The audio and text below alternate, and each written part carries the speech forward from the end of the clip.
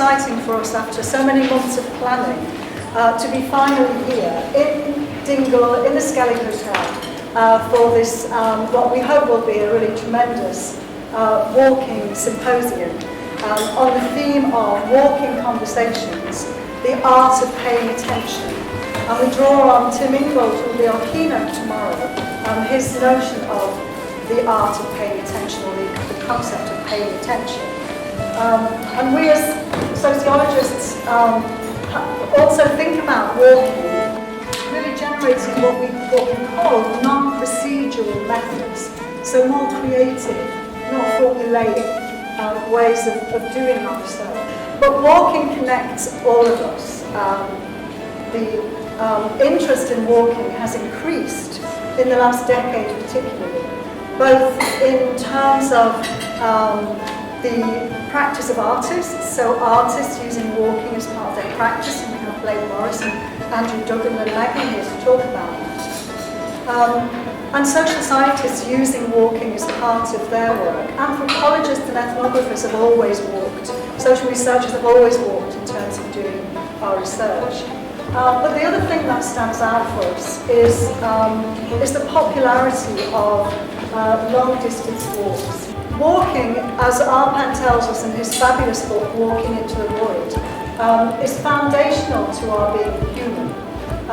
Walking helps us know our limits, but it also captures our senses, our being of being in the world. It involves often slowing down and disconnecting from electronic devices, but it also opens a space for conversation, for storytelling, for connection with each other, but also, most importantly, in this environment, in this context, connecting us with nature, with the landscape, with geology, with rocks and stones, and the history that reveals itself through the landscape. So walking, in Tim Ingold's sense, enables us to pay attention, but it also facilitates conversations across our different disciplines and our different practices in a really deeply engaged way. We were talking about the idea of the walking classroom. And so, the walking classroom really draws our attention to the importance of teaching and learning. But to do both teaching and learning, we need to listen. We need to pay attention. Think about the sort of correspondence between us and the other and the landscape.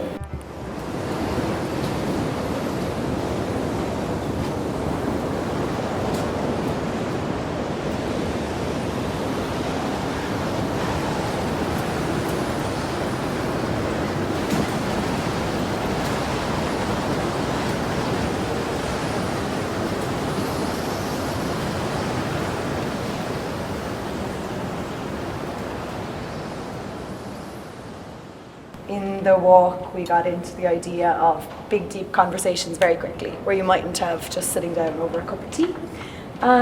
Wet denim, wet leather, wet canvas, wet lunch. The street I grew up on in China, responsible foraging, twilight, hunger, Moby Dick, so many whales but no fungi. Which side of the street road is up or down? We spoke about the three sisters and where their names came from. Being Diarmida, being Banach, and being Henri. Yeah, and so that idea that maybe the bean comes from Ban, so maybe it's the wife of all those people, or that there's some discussion around where the names came from. Moss that looked like clumps of palm trees, knotted black.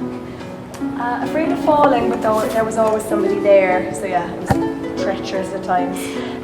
Blow in, and again the idea of migration and people being blown in, especially to further east or west or north or south places, and are you ever actually home or local, or are you always blowing? Connecting with soil and clay, so David, yeah, so he had he was telling us about his art where he uses local clay and only everything that's foraged locally. Waves, patience, kindness towards myself, fault lines, bus, wind and rain slapping the face, Out of control, poetry, poetic voice. International Women's Day. Oh yeah, because Maggie read us a stunning poem that she wrote for International Women's Day. So it's called The Spaces Between. 1. At night before dawn, when he is asleep and you listen to nothing grow inside you and the waves crash outside. The sheets are cold when you reach towards him. You slip out. 2. A day in summer, the one you cried most of the time. He draws you into his arms like the branches of an oak, and sun fills you up. 3. On Clougher Beach, you tell him you are stars, different, a whole sky away from each other, and still he holds you when you lean against him. 4. On a morning in April, you dance to birdsong on Bale Bawn. You text to say you're better now. You are well. You are a wave, a warrior, a woman. Kind of like that.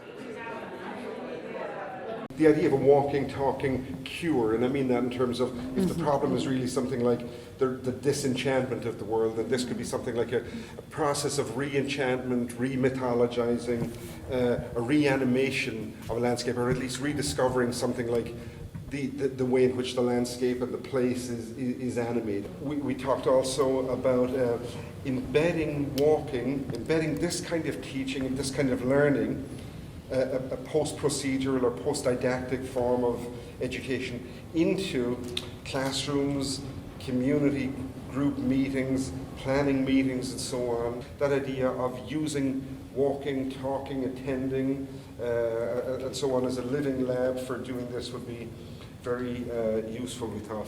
Which we talked in terms of like slow cooking. We talked about this in terms of slow learning. And kind of why not? Why not valorize that?